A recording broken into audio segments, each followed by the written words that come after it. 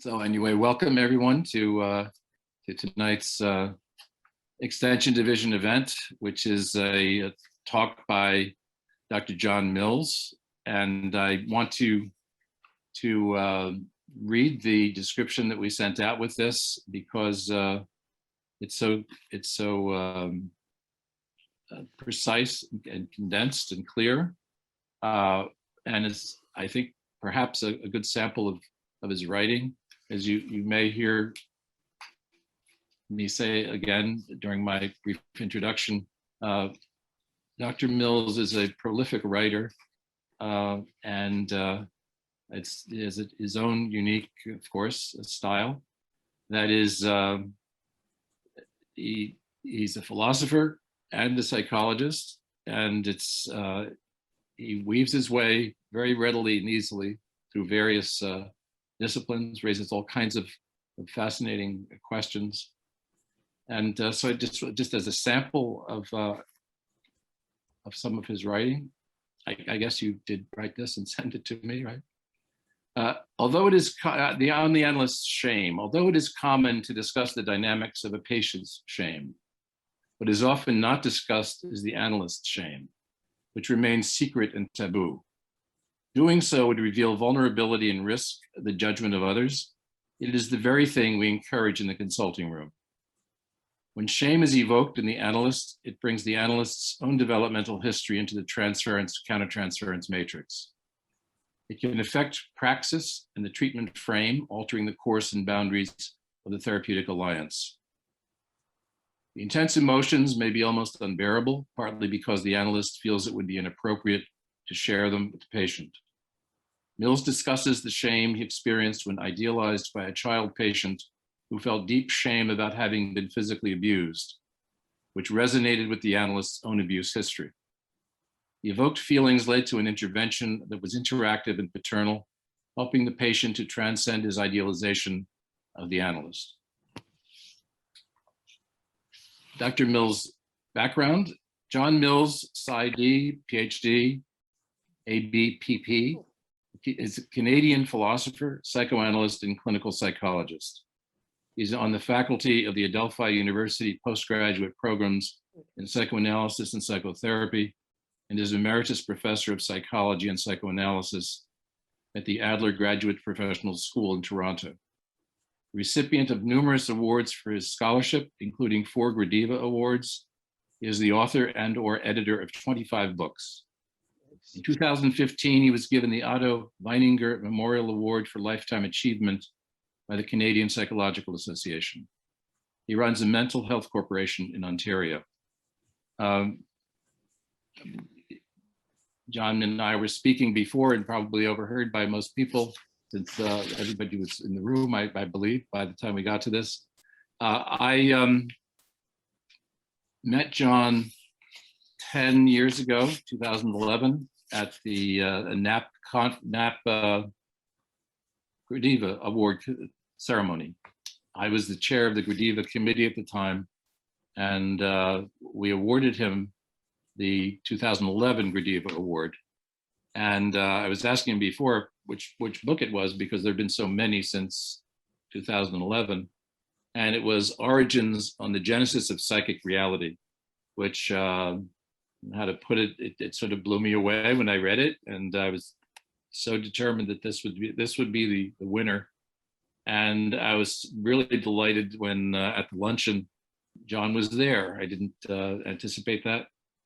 And it was such a enjoyable time for me to have read this book and felt like I was somehow in touch with his mind, and then to meet him in person, which was why I liked doing that work anyway, but meeting him was very exciting. So I'm very happy tonight that he's come back to us and to New York via Zoom, and will be talking to us about the analyst's shame. Okay, here's John Mills. Well, thank you very much for that gracious introduction, and I'm ashamed.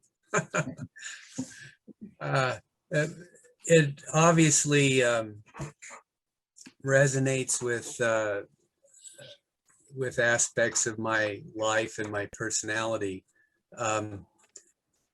at my age, I was telling Dr. Hurst that I've just retired from clinical practice, and despite having like a whole 30 years of work and working with patients, in addition to my teaching and writing, just looking back at your life and how quick it goes by, and having to terminate with people on Zoom.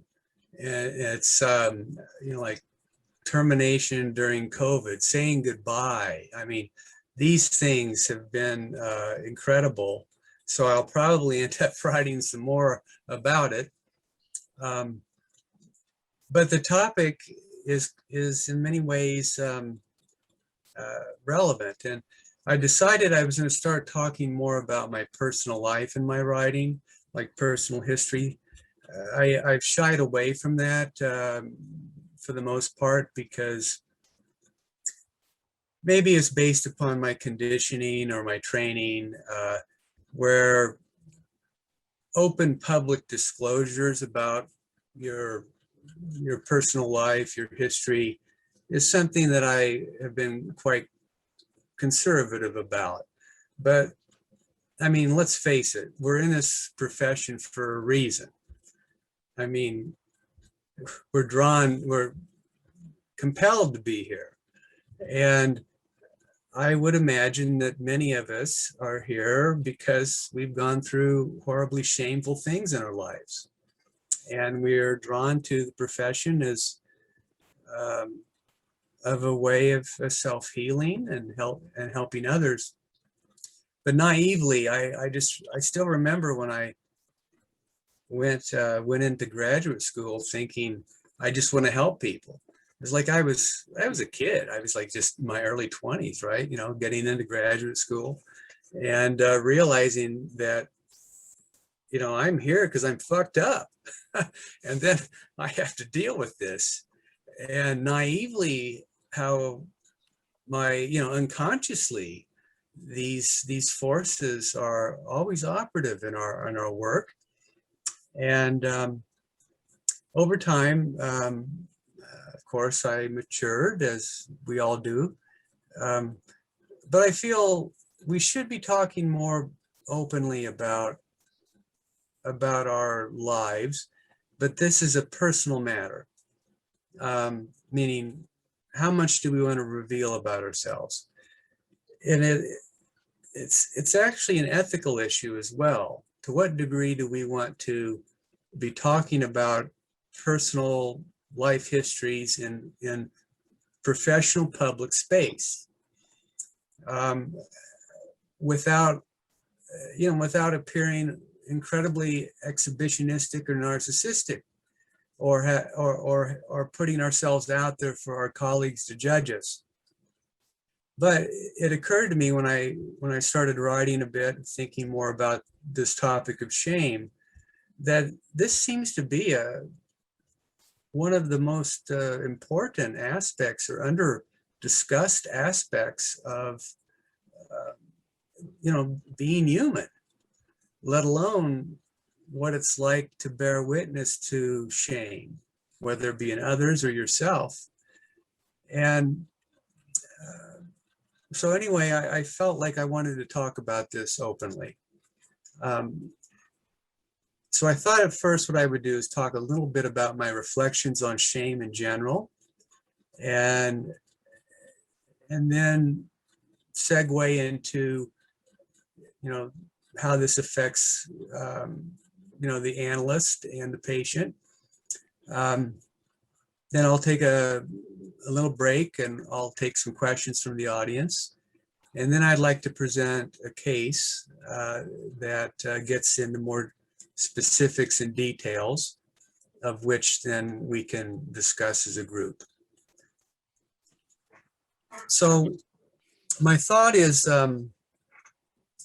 how psychoanalysts talk about shame typically is focused on the patient, typically focused on things like critical superego functions. like when we hear it in the literature.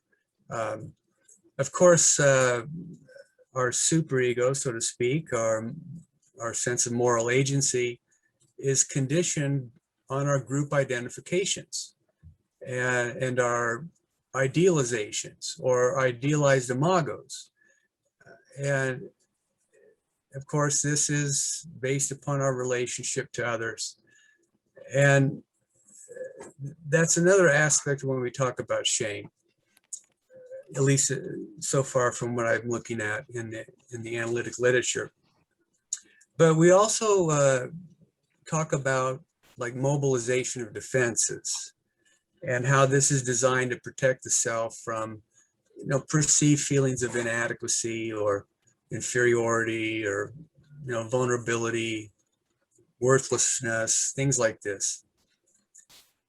And then Coat comes around and he talks about narcissistic rage and, you know, vulnerabilities connected to a fragile, grandiose, or, you know, incohesive kind of self or self states. And that brings a different angle on things. How the self is assaulted and it leads to certain defensive manifestations.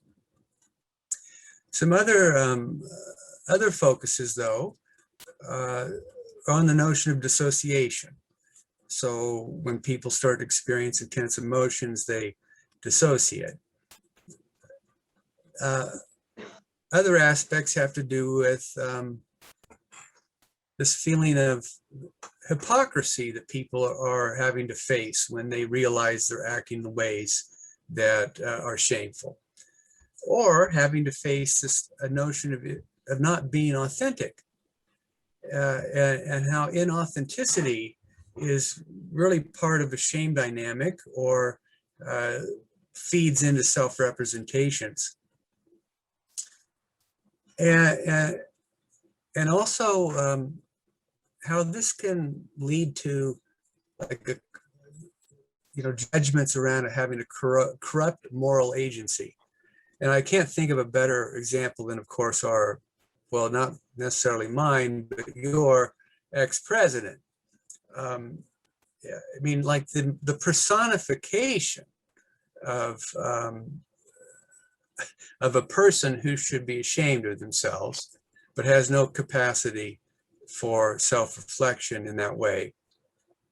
Now, why is that the case? Why do some people just consumed by either shame or avoiding shame, and other people will embrace it and develop certain narcissistic defenses of denial, dissociation, misprojection, etc. Well, I would imagine that, that when we have these insidious toxic introjects based upon the internalization process growing up, that this becomes a way of informing our personality structure. And it affects our capacities for self-regulation and affect regulation. It can also disfigure our attachment capacities. And often this is due to developmental trauma. And so if we think about how difficult this is growing up, I mean, if you think about transporting yourself back to early childhood, some of the more affectively heightened experiences may be shame-laden, and how that serves like as an overlay over psychic development. Now, Andrew Morrison talked about the underside of narcissism many years ago. And in that tradition, shame has always kind of been viewed as a negative, an emotionally qualitative form of psychic injury. And that's one aspect, I think, that we often resonate with. But, shame is these painful affect states or these introjects that assault the integrity of the self, and our self-representations is, innumerable. I mean, it's just the content of which, the way they manifest, the form, the scope, the intensity, the duration, and the qualia of those experiences is really what I think resonates through the lived subjective reality of people's interiority. So the qualia of shame, which is those qualitative properties and like emotional resonance contours that give the lived phenomenal experience their harrowing character. That's the thing that often we dread the most. Often patients dread. As we all know, people can hardly wait to flee from having to face the self-realization of their shame. We witness it in the consulting room every day. People changing the topic, thought blocking, not being able to sit with certain horrible feelings that are triggered in their memory. So that's important, I think, the lived qualia of the shame and how a person modulates it, manages it, etc. So having said that, I think one decisive experience is that of shame is that it's a psychological exposure. So it's often in front of other people, but of course one can always feel a self-shame, and ultimately I'm going to argue for why that's even more important or more poignant. When we're exposed, there's certain aspects of ourselves that are disclosed or they are unconcealed, and they're viewed, hence they're judged by others. And so when that happens, this, exposure is colored by a certain degree of vulnerability and fear and lack of safety, embarrassment, hurt pride, and of course humiliation. Now, what does that usually evoke is going to be different for different people given their life histories, their culture, their development. But I would suggest that there are certain universal features that, regardless of who we are, our gender, our age, our ethnicity, our geographic location, that these universals resonate with people. It's not like there is no such thing as something that we all commonly experience, except for if you talk to a postmodern person. There are certain universals, for instance, defense and transference. I mean, these are things that psychoanalysis is, historically been very good at offering as a theory of culture and of humanity. However, when these negative feelings are, stimulated or brought forth, it really brings up these feelings of abnegation, of psychic castration on some level, because our self-deficits or defects are exposed and they are unwelcomed, and they're exploited. or they're foisted on us, and we feel that they're outside of our control. And that's an important piece. When, I don't know about the rest of you, but I don't like things that are sprung on me. And so when there's some, what I call imposed shame, when something is sprung on you, you can't anticipate it, you had no idea how to prepare for it, and it's just without warning, and it often comes at a cost where these kinds of encroachments affect your psychic integrity. Now, that's the negative side of shame. But there's also an inverse negativity that's in relation to having to face the fact that our values have been assaulted. So shame resonates with our interior in such a way is that it affects our self-valuation, our mores, our ethics, our valuation practices. And when that happens, it reminds us that we can't live up to our own self-imposed ideals. We are confronted with these imperfections. And that's I would say it's a qualitatively different form of shame. But shame's much more than that. It's the emotive corollary of self-consciousness. And the self-consciousness is more than just a perceptual awareness, but it's an awareness of oneself in relation to something. And here it's a form of recognition. We have to recognize our own failures to live up to some self-imposed ideal. And that can be extremely difficult. It brings on its own self-condemnation.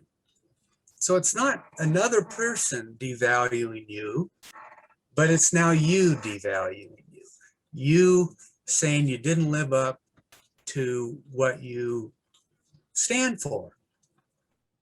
And I think this is also very, very connected to the notion of courage. But let me lead into that. When we don't live up to our own self-image and we start to condemn ourselves, this is where we feel a great deal of narcissistic depletion.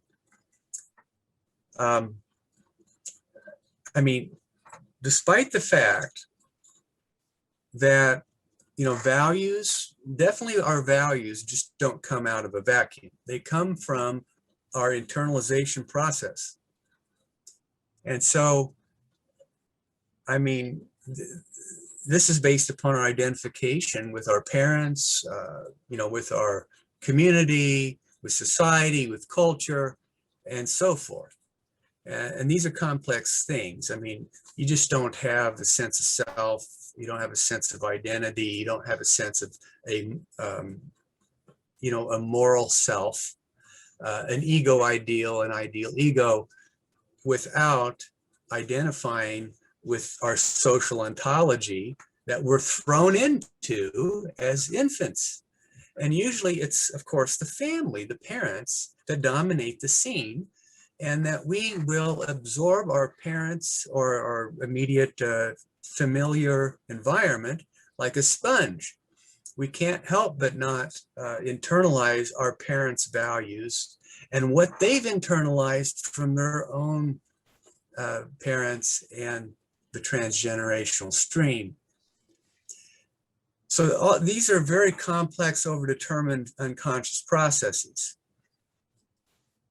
I don't want to get off into many things, but you can imagine how you would have a whole unconscious network of connections to our our primary love objects and their value systems that have been subjected to our internal fantasy world that then unconsciously inform our sense of self, even though we may not be aware of it in the moment, but it feels like it's part of our soul. So why does shame sting so much? It's because there's an identification with either the object of the shame or the experience itself that resonates back to our value systems that have been breached or have been violated. And it's a very, it's complex, as you know. I hope to make this argument a little bit clearer, but the notion of our morality is it's like it's the bedrock of our our self-valuation. And so when we are being devalued, we're vulnerable. Our values are always vulnerable to other people's judgment, no matter what. And we are never immune from critique from others. And so that's why people are absolutely terrified about talking openly, particularly to strangers they don't know, about what they truly think and feel, because they put themselves in a position of being judged and criticized or devalued immediately. So that's why most people don't, at least in the past, before we got this type of cancel culture, people were careful talking about things like religion and politics and money to strangers. You were taught that by your parents growing up. Typically, it would lead to unnecessary confrontations or questions, and it would be uncomfortable, and you would have to defend your value system. And so now, in today's age, these themes tend to be all over the place. Hence, people they've let their guard down. They say whatever comes to their mind, usually without censoring things. And it's as if there's a need to find enemies and to find objects to shame and pillory and devalue, rather than having some social decorum around acknowledging differences, let alone having tolerance for it, let alone accepting the differences. And often, I think if we look at things from a process point of view, this is inevitable. It's inevitable that clashes of values will come into place. They will affect society in certain ways. It will lead to dialogues. It will lead to dialectical manifestations. It will lead to at least not pretending these things don't exist. However, we're seeing a horrible shame culture that is, evoked in social media in particular. I don't want to digress too much because I can flap forever. Let me return to the point that on one level, shame is ultimately based in negation. It's based in negation, but it could be negation of the other, or it could be a self-negation. Because ultimately, when it's about a self-negation, you have to confront a compromise or a devolution in self-value. When you betray your own self-professed values, you sully yourself, particularly as a lack of courage. And the lack of courage is to live up to a sense of ideality, a sense of ideality that stands for who you are. But there are many people that are terrified of having to do that. let alone they don't even know who they are, let alone, what they value. Often people are just conditioned sheep in the meadow. They're not very reflective. And I just say this is just an observation about mass psychology. Let's not pretend.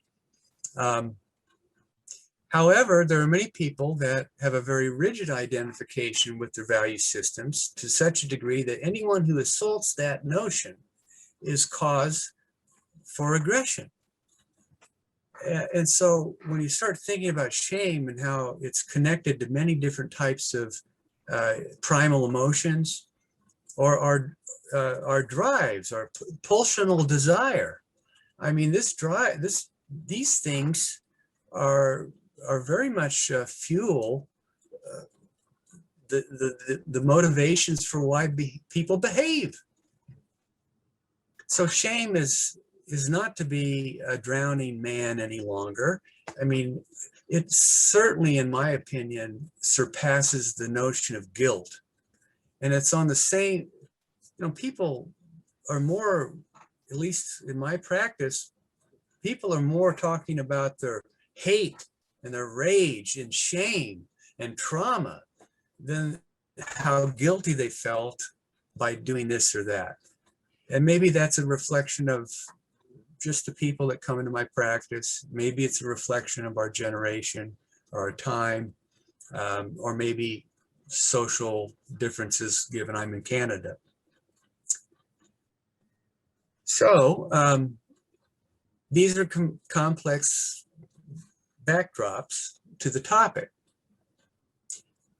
Now, shame is amplified, though, when we lack cognizance or knowledge of ourselves. And we all have blind spots, even us, even through our training, through our, years of therapy. When we're not aware of something in ourselves, and others are, and we feel ashamed about it, I refer to that as epistemological shame. That is, that we have to bear witness to others' acute awareness and observation of some absence or some lack or failure or defect in me, in oneself.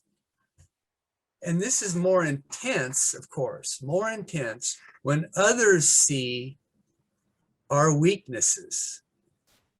And it's like forced on you that you have to become aware that other people see things in you that you don't, and they have knowledge about you that you don't have in the moment. And here, shame is about a lack of self-knowledge. And let's just lump on that the notion of how sadistic people can be when they have a gotcha moment. It's very emotionally painful for people.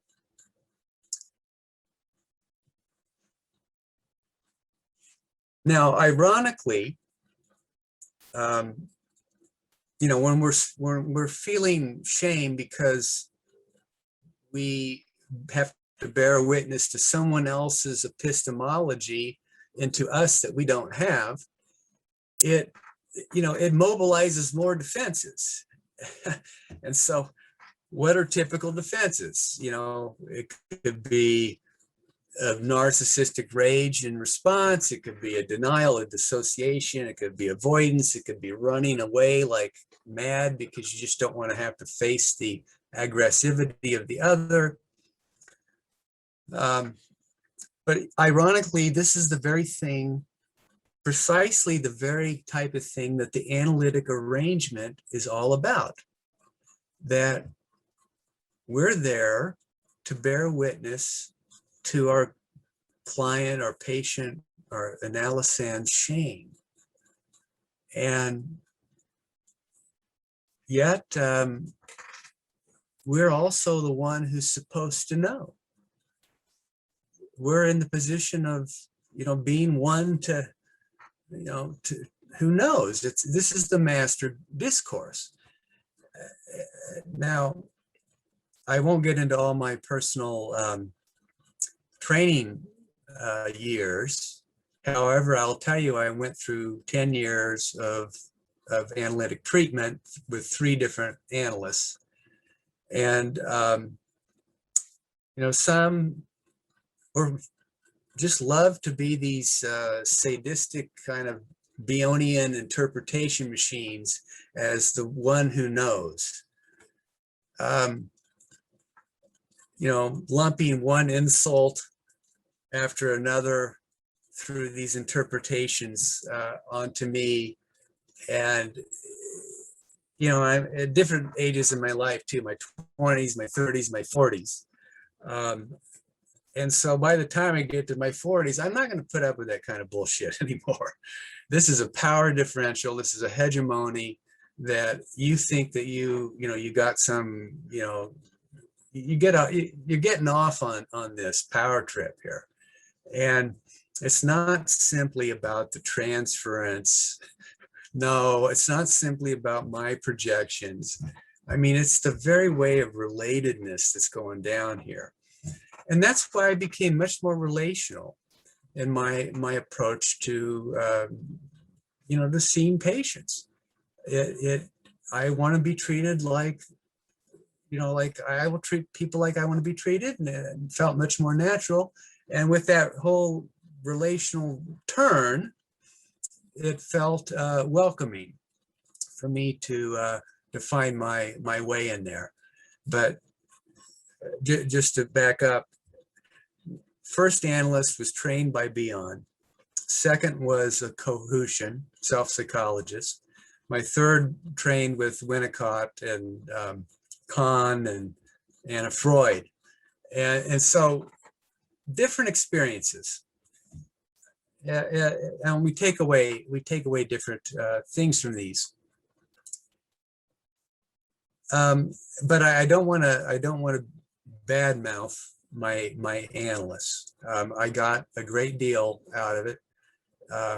You have to use the therapy. You have to use the work, even if you don't like certain things. However, the point I was making is how easy it is to abuse our role, and how mindful we must be how fragile people are, how fragile psychically they are, emotionally they are. And, when we're in touch with that in ourselves, it makes us more empathic. Now, because shame affects self-esteem, it's oftenly, think of your own families. This is the best, I think, example. How do people deal with that? I mean, we just don't talk about feelings. We don't talk about bad things. We avoid it. We're silent about it. All these things that are not said and not processed. Or do you have rageaholics in the family? What are the patterns of relatedness that are being communicated about how do you deal with shameful events? And, the shameful events, I mean, we all have them, but until we really reflect on them, you don't really appreciate how some of our own defenses have just kind of been like knee-jerk reactions based upon how we were kind of taught how to handle things. So it could be that people have an accomplished capacity to just deny something and forget it. It never happened. And like in a Pollyannish kind of way, they were able to somehow, did you forget that happened? It's just like blocked it out of your mind, or, now we're using the language of dissociation, but whatever you want to call it, repression. Even though there's differences, I think they serve the same function. But this qualitative, felt injury of exposure of our personal limitations is even more sinisterly when others mock us or ridicule us or denounce or reject. And it casts all kinds of aspersions and humiliation on the subject. And when it's done as public acts, when it's witnessed by others, and typically more than one, the emotional intensity is more. It's more poignant, and in many ways, it's agonizing. Yet shame, I'm going to argue that shame is always an internal relation. It's an internal self-relation, regardless of what others do or say. It's always mine. And there's a sense of this mineness as a self-reflection to my interior that's more painful than what other Joe Blow says about me. Now, that might be a lot different when you're a child, meaning that you're much more vulnerable to, the others' devaluations because you don't have the same capacity to protect yourself. But if you don't genuinely feel shamed internally, it's not going to have the same resonance if other people somehow think that they're putting you down, and that becomes an objective reality. So now let me shift a bit. When we consider the question, of shame as a temporal event, temporality as living time, we're living this moment. It's really indispensable for shame to occur, because even conjuring up historical memory, as it's even if it's reinscribed as after effects, like looking back at your life, this après coup, and you're having feelings about what happened to you in your past or your history, you're still having to confront the residue or the resurfacing of some feeling of dishonor that is felt as tarnishing, your pride or your desire or your sense of self.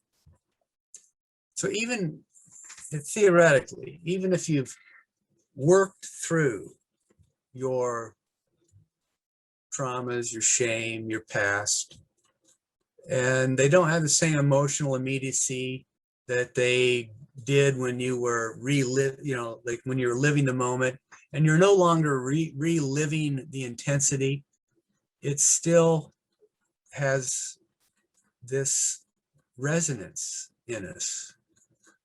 And even though we might say it's a memory now, it's not a repetition, it still informs who we are. And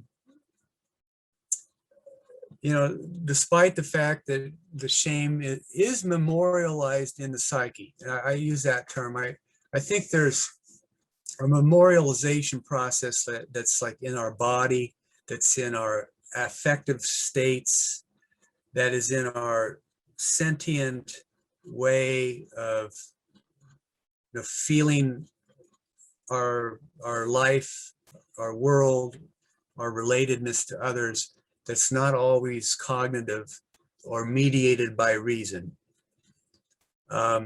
It's often that kind of memorialization in the psyche that can resurface from time to time, particularly if there's certain triggers.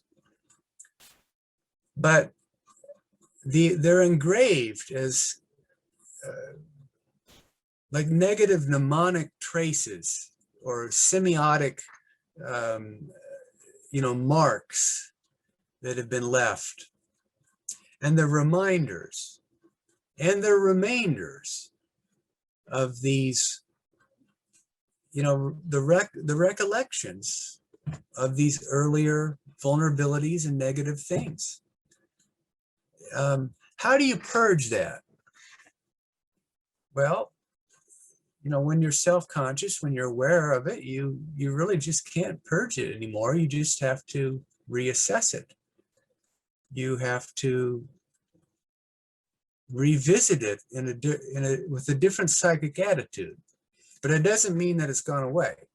It might have been transformed. It might have been transformed, might have been neutralized, but it often, even if you consciously forget, your psyche will not forget. It will remember. The it remembers what the I forgets. So, this recollection is also the dawn of this kind of impending realization that nothing can be done to change what happened. And nothing can be done in the moment to take it away. And nothing can be done in the future. So the temporal relation to shame is that when we experience it in the moment, it's simultaneously in relation to a archaic event or events or prehistory, as well as a projected, I call it projective teleology, or a projection of a future that you wish were different. And yet you wish that different future could be transposed on the present. So temporality and shame they can't be separated. If that was the case, I mean, you would just be presented with a datum, a fact, an object. Oh, this happened to so-and-so. Well, no, it happened to me. So how do I detach my, affective relatedness to me? It's much easier, of course, to do this when we think of others as objects, or the world around us as objects, than it is to think of us as objects. So it's very difficult. And if people just act as though nothing bothers them, that has left no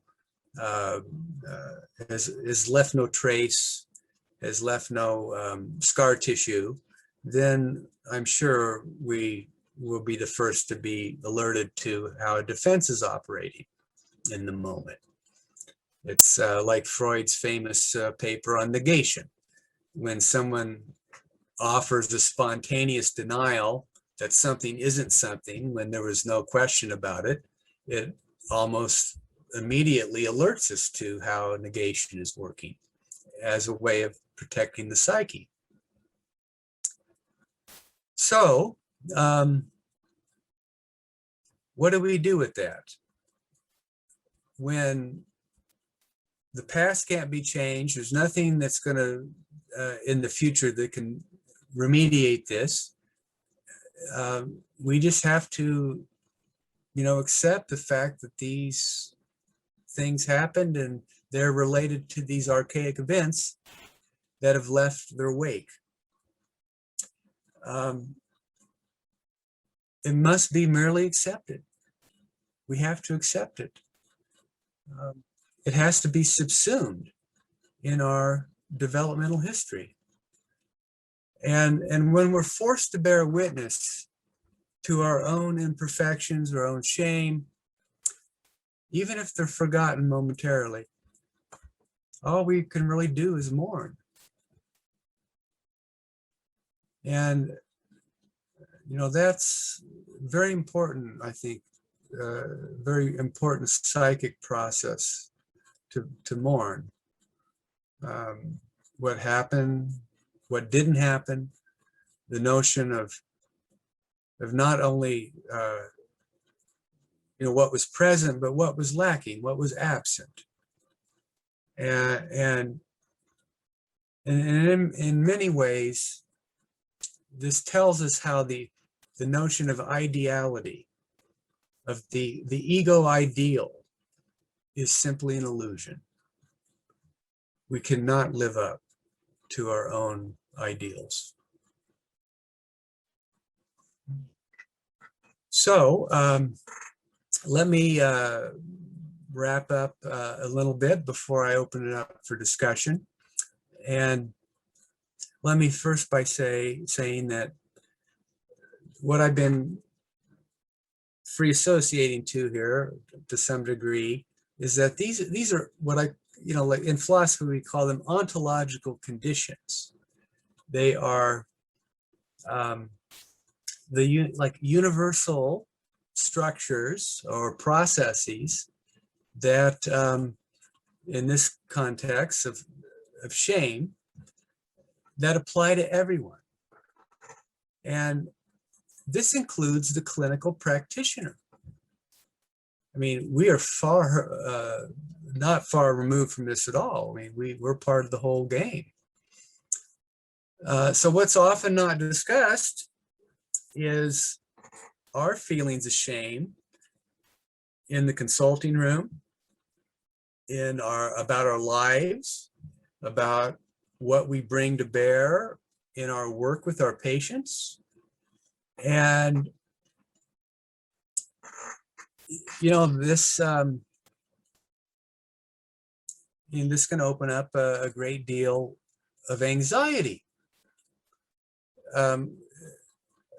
Like, for instance, in some relational corners, there's an attitude that we have a mutually equal type of relationship that goes on in therapy, and one freely can discuss and disclose some aspects of one's personal life, just like the patient is, and we're a subject and a human being just like the patient is, and a certain type of mutual engagement is not only to be expected, but it is desired. Whereas if you apply that across the board, the last thing a lot of patients want to know about or hear about is you, let alone your own needs or desires or conflicts that you're imposing on them. It's like, so of course, everybody practices differently.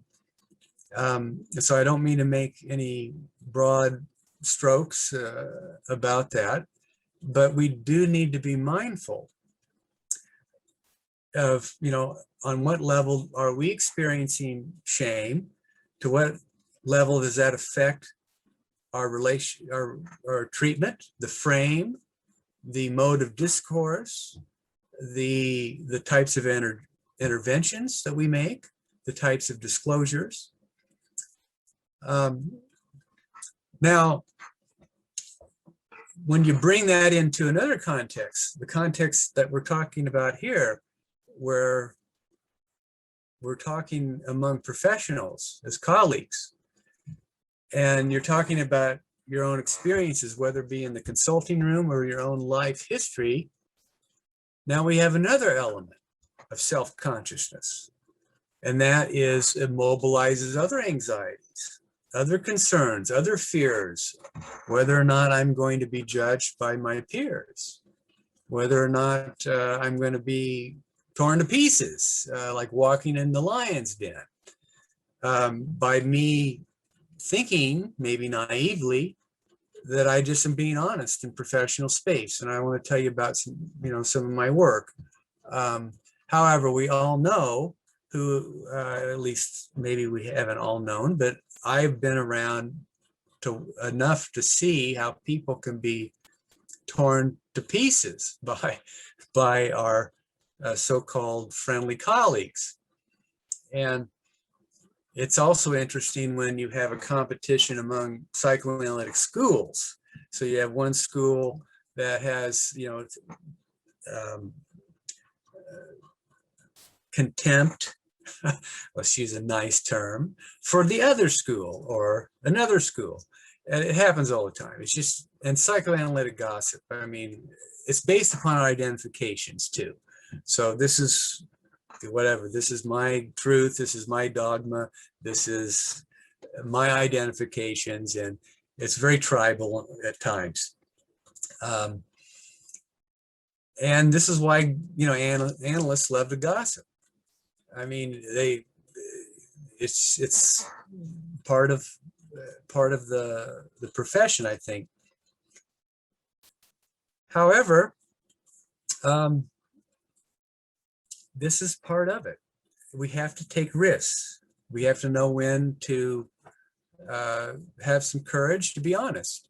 And there's a lot of people that I've critiqued in my my writings that feel that I've been quite unfair about them, about their clinical work in particular, because they give examples. But I want to be clear about it, that I actually admire them. I think they have guts. I'm so happy that someone's being upfront and saying what's going on in there, because most of us don't write about, case studies, extensive case studies. What you get is this lovely massaged little, vignette, and that seems like an idyllic kind of communication. And we don't write all the shitty things that happened in there, or the bad things that we said, or the fuck ups, or our countertransference blunders. But we kind of should, because that way we can learn and learn from our mistakes. But it seems like to me it's one thing that you may have made an intervention that maybe is mediocre, not even helpful, versus doing something that would bring shame upon yourself in front of your colleagues, or that you would want to disclose your shame to your patients. And I'm just going to say this is really up to your clinical judgment, your way of working, and the unique contingency of each treatment that would dictate how one acts. But let's not pretend that we're working with clients who have suffered. And that's exactly why the Greeks, referred to, the psyche as, as suffering, patience, patens. It's to be human is to suffer. And we're sitting with people suffering. We have our own that we bring into our profession. And when someone else's suffering triggers our own, we are in a position of having to modulate it, mediate it, contain it. And that's often not easy to do in the moment. And this is why it affects the transference and the countertransference dynamics. It could lead to all kinds of enactments, as you know. But I think, when a clinician is surprised by the mobilization of shame that takes place in the moment, it affects our praxis. It can affect the treatment frame, and it can alter the course, and the boundaries of the therapeutic process. We need to be careful of that. But there are times, at least I've experienced it, that I've had like an almost unbearable intensity of emotions that I felt I had to contain, because it would be completely inappropriate for me to say this to the patient. I just don't want to spew it, because I can't keep it in. I'm just going to get it out and I'll feel better. And then, which is probably what I would like to do, and I'm not working. Well, actually I do. I'm pretty free with myself. But again, I'm not in session with someone. So when we're working, as we all know, we have different analytic attitude and sensibility that we have to bring to temper our personalities. And so in that sense, containing the frame, keeping in mind the asymmetrical relationship that takes place. And I don't believe that there's other than that we're equal, of course, in the sense that we're human beings, but there's nothing equal about, psychoanalytic treatment, other than that you are a human being and I'm a human being. You're a subject, I'm a subject. But the treatment is not, it's not equal, it's asymmetrical. It is, you're coming to see me as a professional. You're paying me a large sum of money. There's nothing equal about it.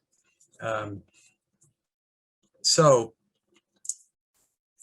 having to sit with, deal with, contain these intense emotions that happen from time to time is the task that we have to set for ourselves.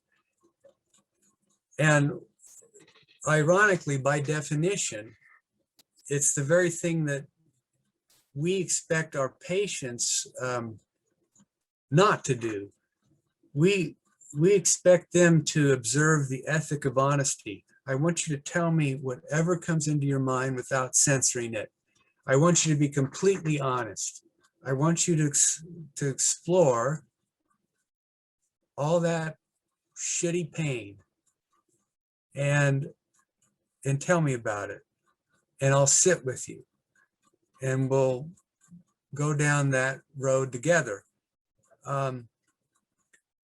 So here, disclosure is a one-way street. They're talking about themselves.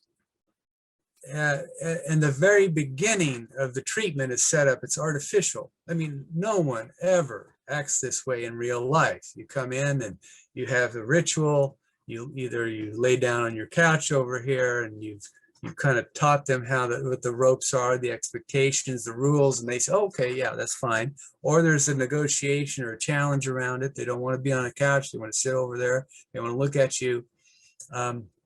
It's an artificial professional arrangement. And I mean, this is ripe for seduction for the transference, of course. And that seduction predicates the very treatment frame itself. You mean I have to come in here and tell a complete stranger the very things that I've been traumatized about, I don't even know who this person is, let alone feel safe? No, that's why it takes a while to develop a comfort zone for people to feel that they can talk about the very things that trouble them the most. So, of course, where does that lead us? Of course, it leads us to the analyst being set up to either be idealized at certain times or completely devaluated. And that brings its own shame. It brings its own shame, like being idealized. And this is what I'm going to talk about in the case. But, of course, being devalued, let's say by an accomplished borderline, and to use the label. However, I remember sitting through 4 years of an emotional abuse that I had to deal with every time this person came in my office. And, you know, I'm wondering to what degree do I want to kick her out, and I'm tired of this. And so these are the things that we have to deal with as clinicians. So what I want to end here to open up for a brief discussion is shame is always in the background as an unconscious presence. Even though we're not maybe aware of it, it's always a presence, and it's always in the foreground, because you can never fulfill your patient's wishes and desires, and you can never take away their pain for them. And that, you know, pulls at you too, where you really wish you could do something. And at the same time, you have to hold back your own disclosures and your own revelations that are deeply personal and confessional, and in the service of what's in the best interest of the patient. So here, shame is inscribed in the very ontostructural or sociosymbolic matrix that defines the analytic encounter. So I'll pause there for a bit and take any questions.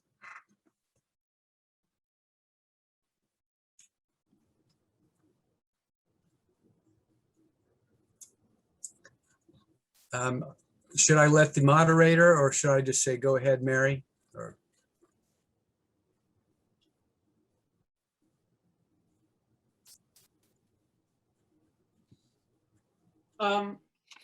Was that me? I saw your hand up. Yeah. Yeah. I didn't have my hand up, but I'm happy to talk. When you talked about the particles of shame from the past, an image came to my mind, which is always helpful.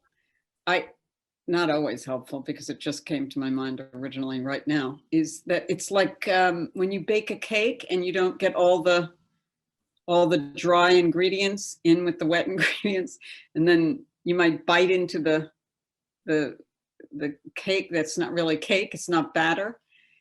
And I think what I want from my patients is to maybe mention it, but not throw the cake out, freak out, you know.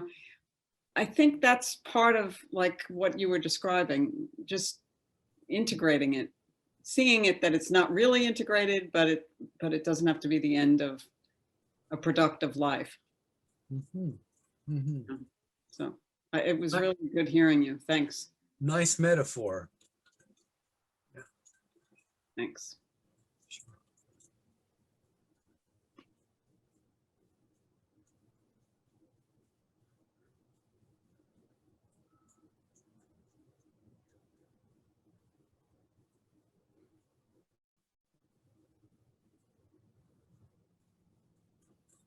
Carol, you have something to say?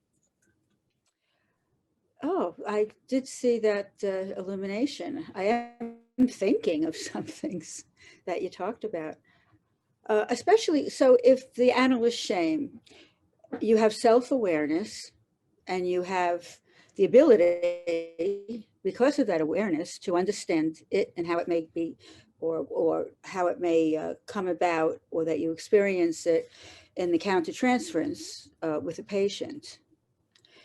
And so I have the understanding that there's always residue and there's still unconscious material there that I was thinking about, well, how would that get expressed with the defenses? And I thought about wondering if you have shame from the very early sexual psychosexual stages, or even having accidents, could that then be develop into inhibitions? So I was just trying to sort that out in my head without being described as shame. Yeah, I would certainly think that could happen. I mean, I guess it begs the question of whether or not the inhibition is in service of not wanting to experience the shame, not wanting to relive it, wanting to avoid it. But there must be a mental note, right? If a person. Sure. Yeah, So, that's what I was thinking. That's what I was thinking about. Well, I mean, there's people that there are people that spend their entire, adult lives being inhibited because they're terrified of being shamed by other or called out or questioned, or they have to defend themselves, their point of view, their position, that they feel more safe, taking it maybe an introverted stance.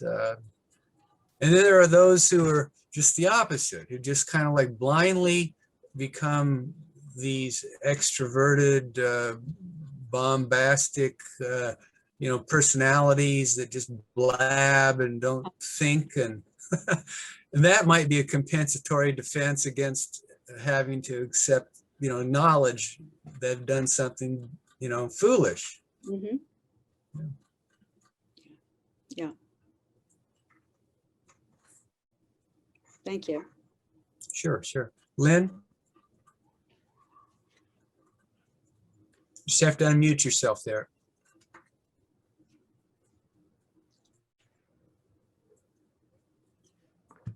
Yep. Okay, can you hear me now?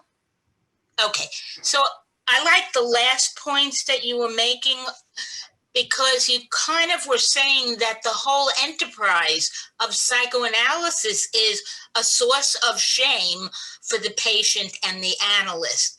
And I know that if I'm looking at my work in a given session and I'm going, oh, I said the wrong thing, or oh, why did I do this? Why did I speak so quickly? Or how come I didn't frame that in a better question? All of that stuff is about my own shame.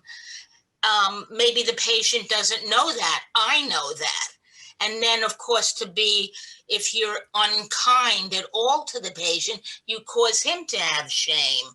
So it's really a very tentative and vulnerable situation that we're in every single day that we're with patients. I think you made that very clearly known, yeah.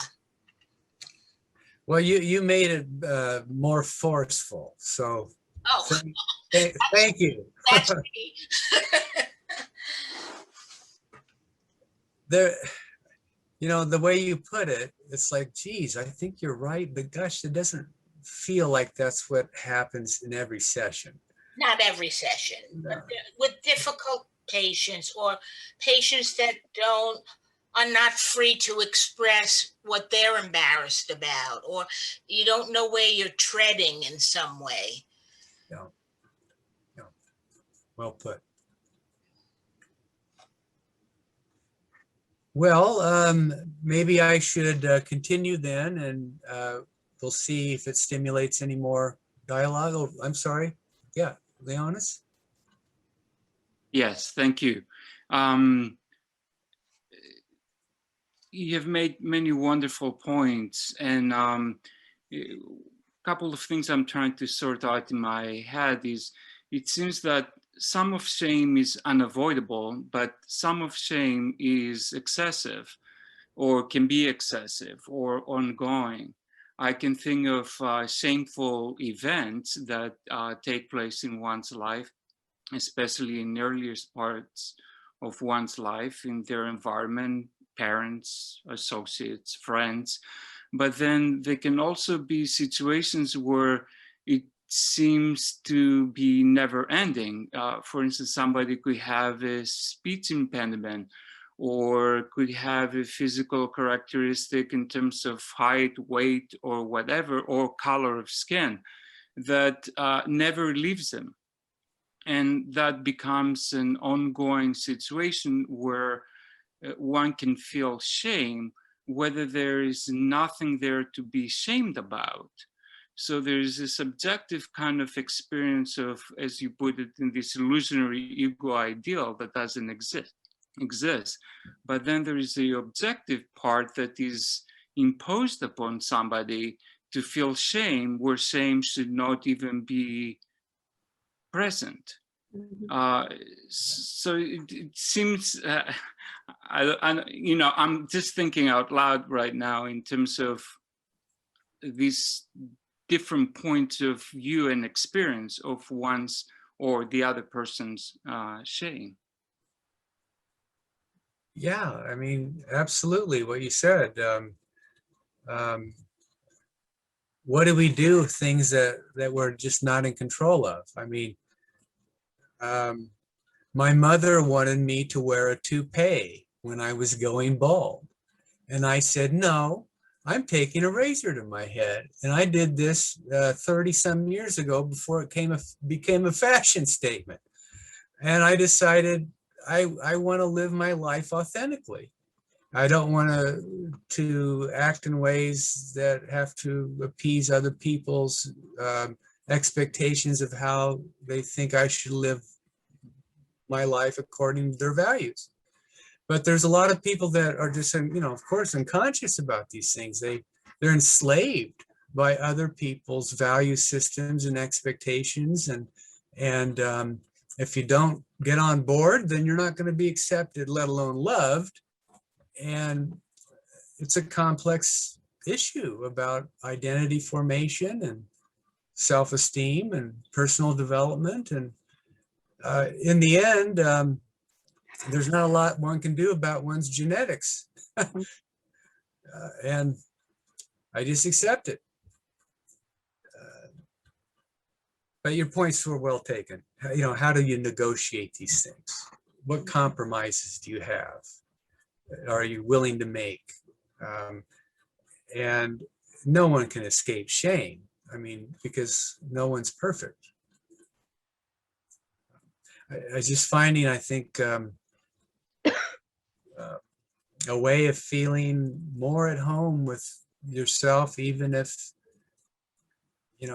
you don't live up to what other people think you should look like or be like. And if you don't like it, it should be a motivation to change. It's not always that simple. It just crossed my mind in terms of gender and gender choice or gender expression or preference as one of so many unending things that some are easier to negotiate than others, and some attract much more hate and hostility from one surrounding than other aspects. So it's not always a simple thing, but yes, I agree with you. Yeah. Well, no, I didn't mean to trivialize it. Your point's well taken. Well, let me turn to Dr. Mills. Dr. Oh, Mills, yeah, sure, before you sure. go on, I have something I'd like to ask of you.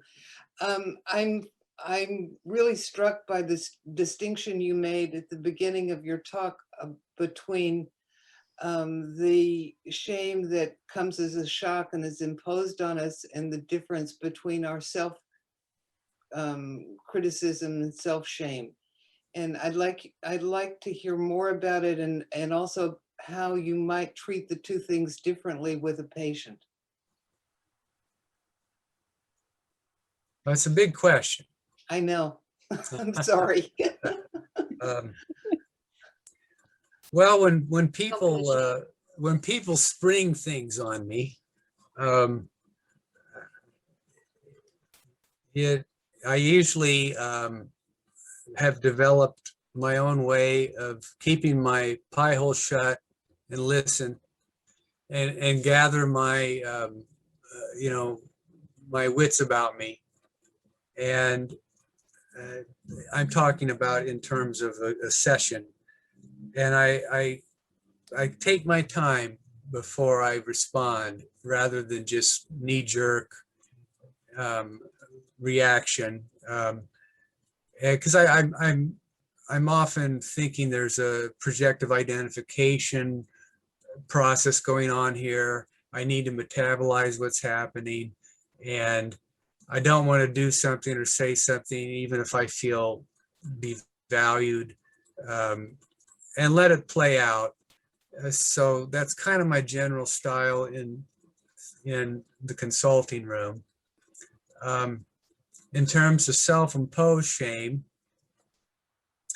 I guess, that's a process that has to be metabolized over time. And I have to look at it. I have to look why am I feeling this way? What triggers in my past? What are my vulnerabilities? What are my sensitive, soft points? And can I even bring that up and talk about what I'm feeling in the moment with the patient? So that's where it's tough. It's like I don't have a prescription. Yeah. I'm so impressed with that distinction. I think it makes it such an important point of how we need to think about ourselves and our patients. And I really am grateful to you for that contribution. Oh, I appreciate it. Thanks. Well, let me tell you about my my young little patient. Although even though I mainly see adults, adolescents, adults, I'm also a child psychologist. You have to have the designation to see children in Ontario. And so this was one of my cases I had seen where this topic really hits home. So let me tell you about Jimmy. Jimmy was 10 years old when he first came to see me. He had a history of violence, and he was hearing voices. He had multiple suspensions from every school that he had attended. He had been to several medical and mental health professionals, including his pediatrician, 2 psychologists, and a child psychiatrist who had diagnosed him with, as you could predict, ADHD and a psychotic disorder. I mean, at 10. And he was prescribed Risperdal and Concerta. His parents were basically at their wits' end, reporting a history of paranoia, delusions, and physical aggression against themselves, also peers and other adults, including being expelled from public and private schools, which is it's expensive and unusual in Canada to put kids in private schools, for hitting other people. That's how they couldn't go back in the public school. He had to go to private. The day I met him, he had just been kicked out of his 5th elementary school for putting his head through drywall because he was mad at a classmate, which escalated to assaulting a teacher when she attempted to intervene. Now, when he first entered my office, he plunged himself on my sofa over here, and he started to maul the pillows while avoiding eye contact. Then he leaped across the room he did a cannonball on my analytic couch, which is an early 1900s reupholstered Edwardian antique with the original box spring. So he really just bounced off of that thing. I mean, a 220-pound man like me could sleep on that thing. So, I mean, he just like boom, and he bounced right off onto the middle of the floor. He then promptly took his shoes and socks off, and then he farted without excusing himself. completely oblivious to his social surroundings. Now, after I asked his mother to wait out in the sitting room, he spoke honestly, somewhat agitatedly, the whole time. Jimmy reported going into rages, feeling out of control over his brain and his body, as he put it. And he heard both boys' and girls' voices that would direct him to hurt other people, especially when he felt teased or picked on, upon which he would feel sad afterwards. He said that, quote, Mother Mary and Jesus, quote, end quote, sometimes speak to him and tell him good things, such as he's loved and that they were there to help. When I asked him what some of his favorite things to do were, he got very excited, talking about fishing and wanting to catch a big fish. Now, as an avid bass angler myself, I told him some of my fishing stories and the best strategies that worked for me. And he started just beaming. Now he's making full eye contact. Now, Jimmy had a rather woeful kind of look to him, and he was somewhat chubby. But his face lit up when he was talking about things that interest him. We had a propitious connection in that initial session, and he enjoyed just being listened to. Upon inviting his mother back in at the end of the hour, she commented on my my authored books that I have displayed out in my waiting area. And Jimmy wanted to see them and know what they were about. He was very much eager to see me again, which I arranged with his mother.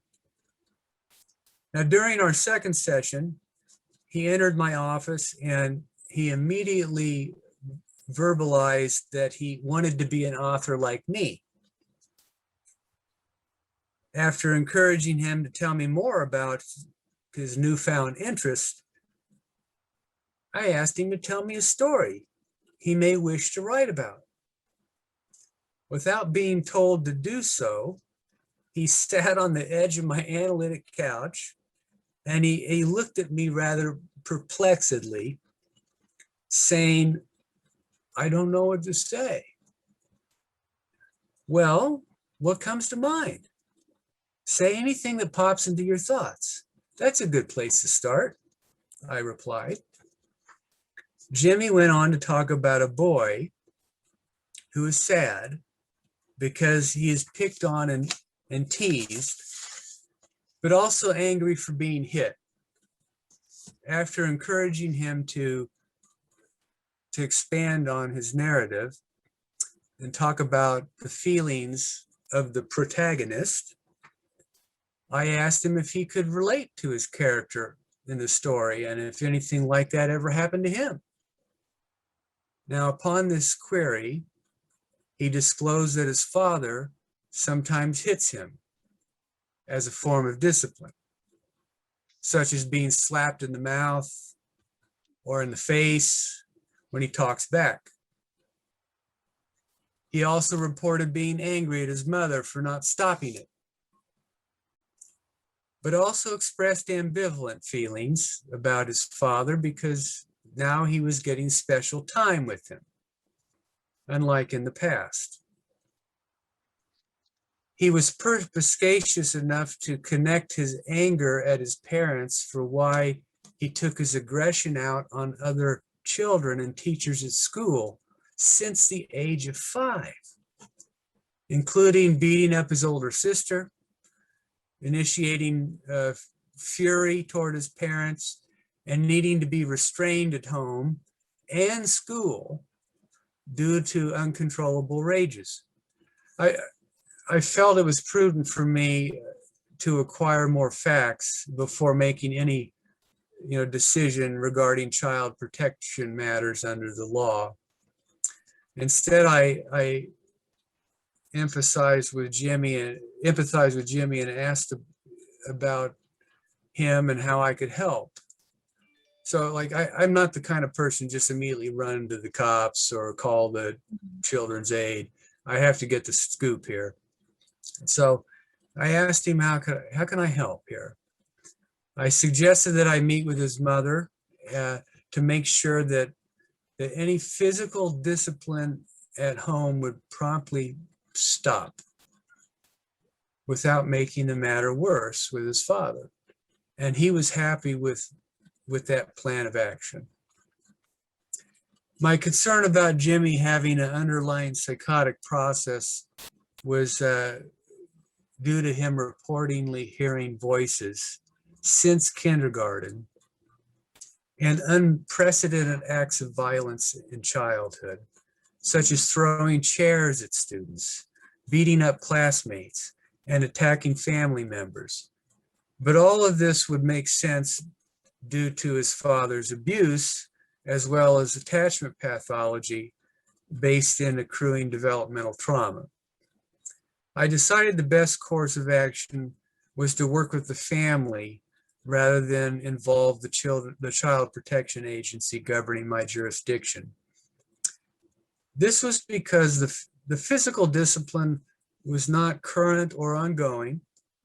There was no immediate or imminent threat to Jimmy's safety, and the so-called abuse took place during times when he was out of control and assaulting others, thereby necessitating restraint.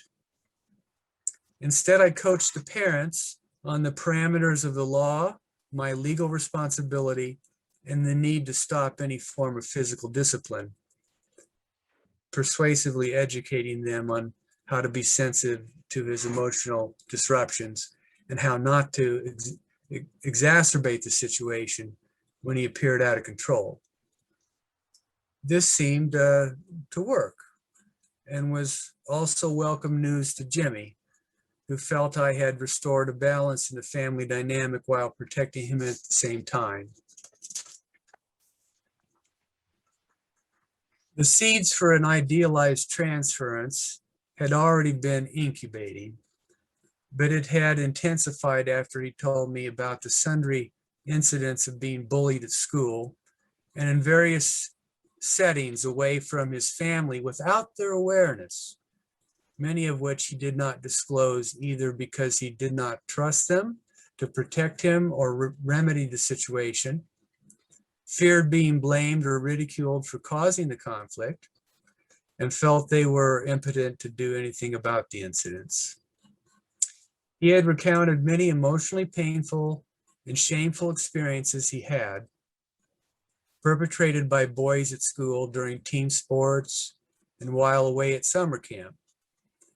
But when he recalled being assaulted in the bathroom at school by older boys who ganged up on him at the urinal, this is when I was reacquainted with my own traumatized childhood under similar circumstances. Jimmy had his pants pulled down to his ankles while being choked around his neck from behind as he was urinating, and then thrown onto the ground helplessly as the boys laughed and sadistically mocked him. He started weeping when recounting the event, reliving the humiliation he felt after, quote, pissing on himself. And I felt my eyes starting to well up, witnessing his vulnerability. Like many victims of child abuse, he internalized his secrets while acting out as a form of defense and displaced emotional expression. I am no exception. I was bullied from my early elementary school years until early high school, living in a perpetual state of anxiety and helplessness, with no faith whatsoever that my parents could do anything about it. I could neither confide in them nor trust them. But when it got so bad, I had nowhere to turn but to tell him the truth. To this day, I still recall the feeling of being reproached and blamed by my parents, as if it was my fault that I was being physically abused and taunted by schoolmates, often older kids, sometimes several years older than me, and sometimes in swarms at a time. As I sat next to Jimmy as he was crying, I was specifically reminded of a similar incident I experienced in the locker room while feeling powerless and naked in the shower after gym class. Here, the archaic primacy of my past revisited me in the mediational presence of relived shame, while simultaneously invoking the projective teleology for how I wished things to be.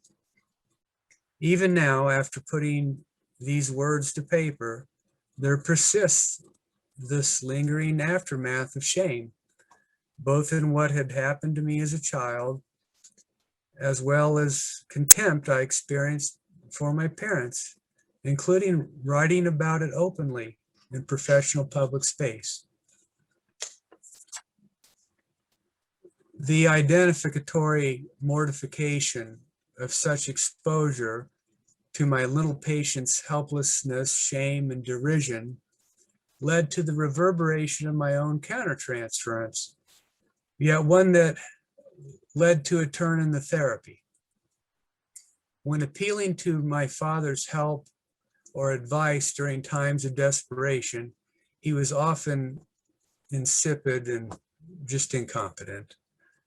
Moreover, he was inept at dealing with my feelings, and he had a way of making me feel it was my fault for not fixing the matter on my own.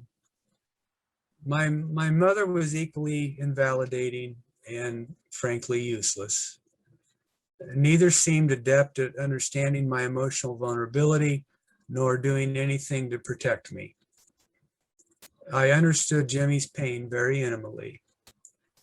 The only thing my parents did of any value was to enroll me in karate classes at my insistence, hoping I would learn how to defend myself.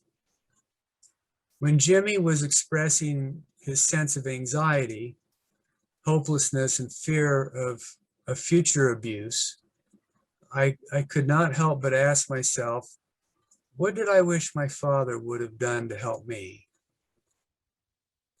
It was Lacan who introduced the notion of the mirror stage in the development of the ego, which he derived from Hegel's theory of recognition as the reappropriation of the other's desire. When I saw the desperation in Jimmy's eyes, I recognized my own mirror reflection. But rather than maintain a passive holding environment marked by empathic listening and validation, which I typically do with anybody, but particularly kids, I decided that he needed much more, and I was going to do something about it. I told him I understand how hard it was because I had also been bullied for years at school, and what really helped me was when I learned karate. So I offered to teach him some martial arts moves and self-defense strategies so he could protect himself if kids ever started to threaten him again. And he jumped at the chance. I have a large playroom actually back behind this wall you can't see. It's adjacent to my consulting room and my waiting area. So I took Jimmy there to show him where we would begin our lessons next time I saw him.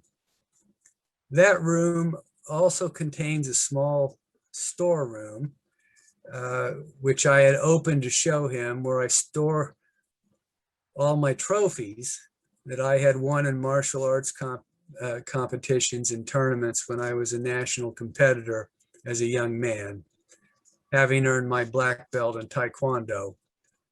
And he's like a kid in the candy store, amidst his excitement, as his mother was returning to pick him up at the end of the session, he turned and said to me, I wish you were my father.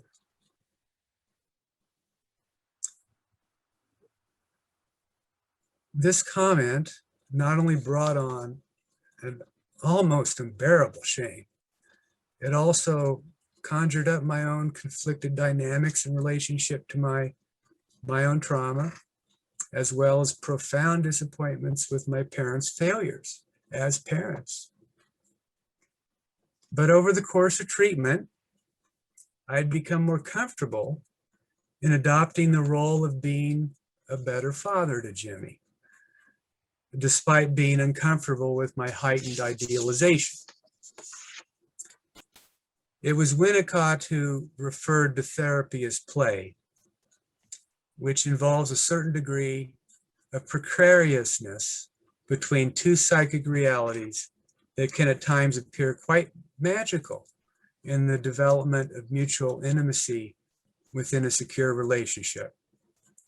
The playroom became a transformative space of becoming, as Jimmy learned the basic stances, blocks, punches, and kicks, and as he progressed, more advanced techniques at self-defense and in disabling one's opponent or foe. This process had a modifying effect on his self-esteem as he felt more capable of sticking up for himself and not feeling so intimidated. I encouraged his mother to enroll him in a formal club where he could build his confidence even further, learn self-defense and restraint and self-discipline, and have a controlled, albeit sublimated, outlet for his aggression. And she did just that. As Jimmy became more involved in the sport formally, our karate lessons slowly began to dissipate.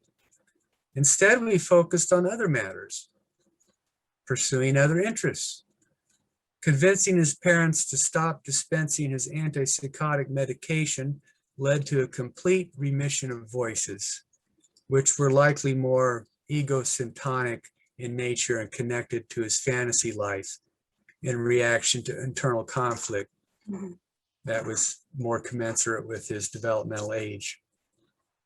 He was getting along better with classmates, had less problems at school and home, and his grades were even improving.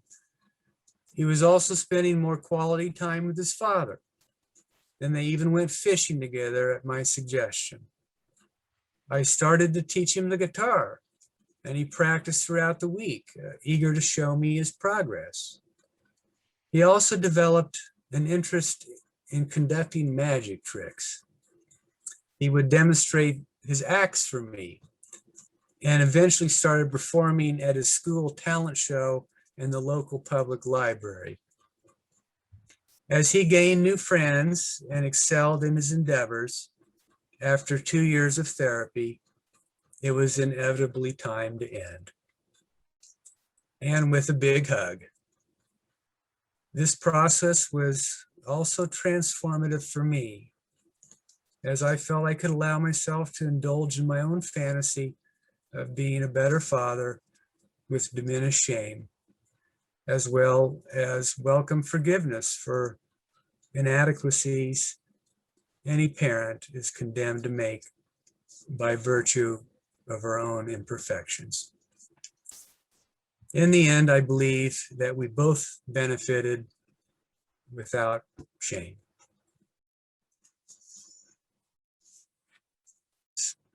So I'll leave it there to open it up for any thoughts or discussions.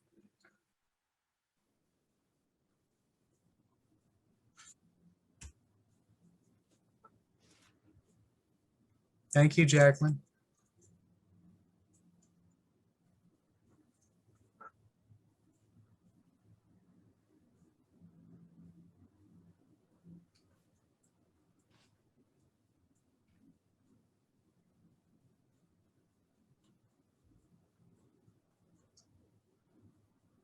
I just want to say thank you. Thanks, Emily.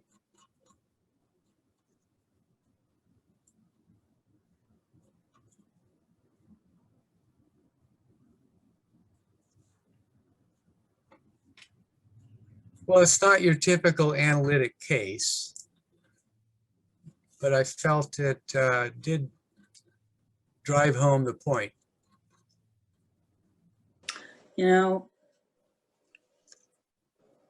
I feel that, thank you. This is such a powerful case, and you're working with him and understanding and being empathic and compassionate and giving him what he needed, which it doesn't seem like anybody else ever had. So he felt understood by you and accepted by you. And it was a gradual process as you're describing it, but one where he was able to open up and become himself, become the kind of person he was inside that he had never had an opportunity to develop. And it's because of your understanding and your identifying and the feeling, the shame, but also the other, the identifying and being able to understand him. And from your professional perspective, being able to give him what he needed that nobody had ever given him before. And this was such an incredible transformation that you helped him become the person that he was and is becoming through his life. And thank you so much for sharing that. And it sounds as though you also helped yourself through helping him. Well, thank you. Yes, I got something out of it, that's for sure. You saved his life. Well, let's don't get carried away. I'm a little embarrassed. You sounded like at the beginning, you mentioned you were hesitant about the idealization or aware of the idealization and like there might be pitfalls. But as you described the unfolding of your relationship with Jimmy, it didn't sound like it became problematic. Did it in any way? I think it was because he was a kid. And like, for instance, I'd feel more, I'm very uncomfortable with idealizations. So I have to be careful of my countertransference when they've happened. So I typically, well, I think in my youth, I might have been a little bit too quick to dismiss it or poo-poo it, to not want to foster any idealization. You're feeling just uncomfortable with it and not thinking it's very reality based. And then I think settling in, feeling more comfortable, that's where patients need me to be right now. And then over time, we analyze that in the transference. And it comes to kind of mellow out. But with the kid, with the child, yeah, I felt more comfortable letting him put me in that role and trying to live up to it. So I do think the uniqueness of the fit too. Not all kids, all children I'm gonna do these things with. It just seemed that was more natural. But thank you, Ellen. I think what's so wonderfully powerful about this case is the healing that took place, not just for him, but for you as well. That in the reparenting of him, there was healing for both of you. Yeah, I the thought that I'm ending with, I just am ending with all my long-term people, and 20 years. other very long cases, 15 years. You become attached and you love your patients. And so, I mean, not everybody, of course, but when it's natural and it developed organically, and being able to say these things, saying goodbye, showing mutual recognition, thanking my patients, what they gave me. And it's like we're all basket cases, you know, at these moments and of recognition. It's quite beautiful, actually. I didn't think it was going to be like that. I didn't know what would happen, but yeah, I'm glad. I mean, I'm kind of guilty of presenting a success case, but I could have presented a shitty case, but I thought maybe I should go with the success. I agree. Oh. I like that it was successful, because just listening to you read it was probably the most moving part of the experience for me, and how you, in reading it, had that immediacy of emotion that you tried to describe in the beginning. And so your presentation helped me understand a lot of what you were trying to kind of teach us at the beginning.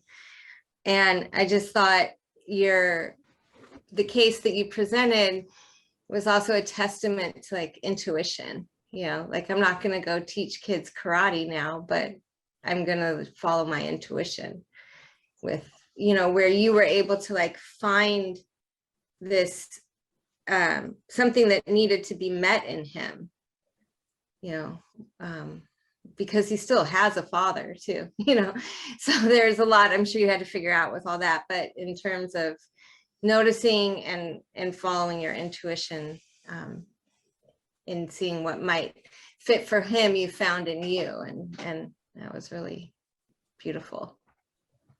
Well, thanks, Angela. Yeah, I think that you're right about this issue about intuition, and it's a fuzzy thing, right?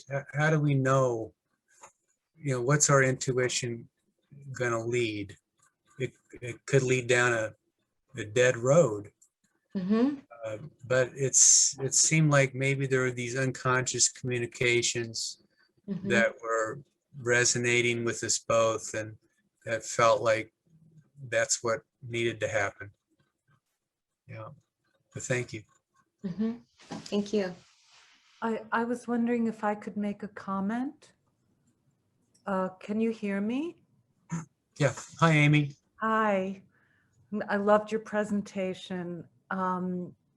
It really hit me when you talked about Jimmy, that something crucial to shame is a feeling of being dehumanized. And when he was jumping on, you know, your furniture and farting and just, it's as if almost he was showing you how dehumanized he had felt. And that in the process of your ability to see him as a whole person through your own pain from having suffered the same or similar dehumanization, that it was able to repair something and give his humanity back to him. It just is very powerful. And I wanted to thank you for that, because I actually, you know, I've thought about shame a lot. I work with kids a lot, and I had never just correlated dehumanization to what shame can be. So it's extremely enlightening, and thank you. Well, thank you. I was curious if people were going to think, you shouldn't teach a kid how to be violent, which, of course, some of my contemporaries would say is a no-no. So obviously, that is a valid criticism. When you were a kid, and you thought of karate for yourself. You were kind of being a father to yourself when you came up with that. I wonder if there's an idea about where that came from, and then was there some completion when you could kind of exercise that fatherness with someone else?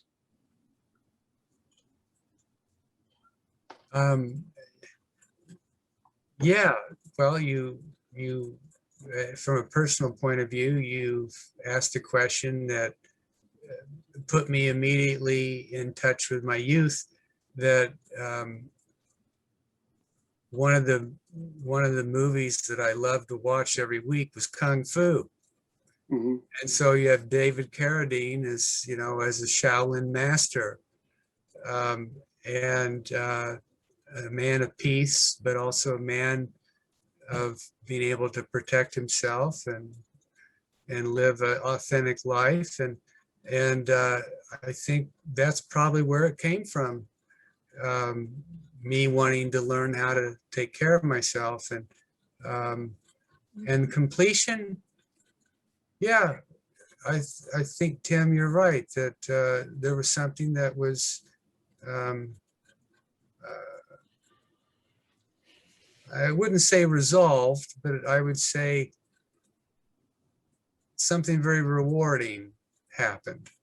Something fulfilling and meaningful happened with that I wouldn't have gotten, well, nor would I assumed I would have had the personal benefit of with other patients.